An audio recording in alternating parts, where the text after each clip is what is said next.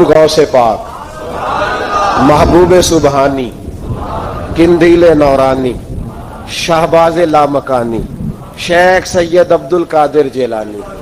गवैया था गौसे आजम के जमाने में, गाने गाता था, तो गौसे आजम उसे समझाते थे कि ये तरीका दुरुस्त नहीं। बातचीत से वो मुखालफत करने लग गया, और लोग जब उनके मुफादात पे ठोकर लगती है तो वो जात पात पे उतर आते हैं। वो कहता है जी देखो मेरे पीछे रश बड़ा, लोग सुनते बड़ा है, तो अब्दुल कादिर तो माज़अल्लाह जलते हैं मुझसे। खैर बड़ी मुखालफत की, बातें टटोल के लाता, खाते कहाँ से है, लंगर कहाँ से आता है, ये क्या है। हुजूर गौसे आज़म हंस दिया कर, फरमाते चल ठीक है मौज कर। वक्त गुजरता गया, बूढ़ा हो गया, लोग उसकी आवाज के दीवाने थे, गले की आवाज बड़ा सुरीली थी, वो अब धीमी पड़ गई। वो जो उसे सुनते थे वो किसी और को सुनने लगे।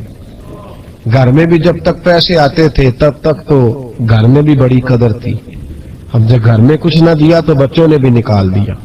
हालत ये हुई कि कब्रिस्तान जाके बैठ गया, मक्खियां भिनकती हैं, पहनने को कपड़ा कोई नहीं, खाने को रोटी कोई नहीं। मेरे शेख, मेरे गौसे आजम उस गली से गुजरे। जब गौसे आजम गुजरे तो उसकी हालत देखी तो महबूबे पाक का वो तरीका याद आ गया।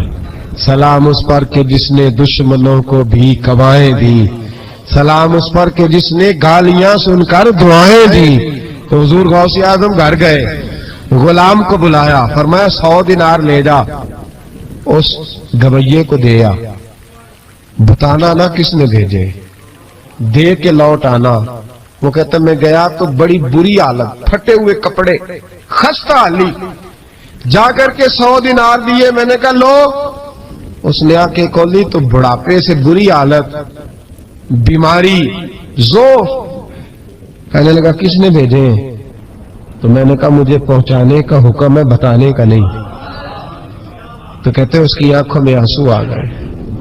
कहने लगा मैं भी सारे बगदाद को जानता हूं, मुझे पता है इस हालत पे अगर मुझ पे कोई करम कर सकता है तो वो अब्दुल कादिर जिलानी है। मुझे भी पता है, मैं भी जानता हूं इस हाल में गिरे हुओं को थामना अगर किसी का तरीका है तो वो गौसे आजम का ही है, वही मुझ पे करम कर सकते हैं। कहते मैं खादम, कहते मैं दे के आया तो वो मेरे पीछे पीछे चलने लगा। हुजूर गौसे आजम पढ़ा रहे थे तो सामने आके खड़ा हो गया, नजर उठाई आपने, फरमाया मैं क्या खिदमत कर सकता हूं।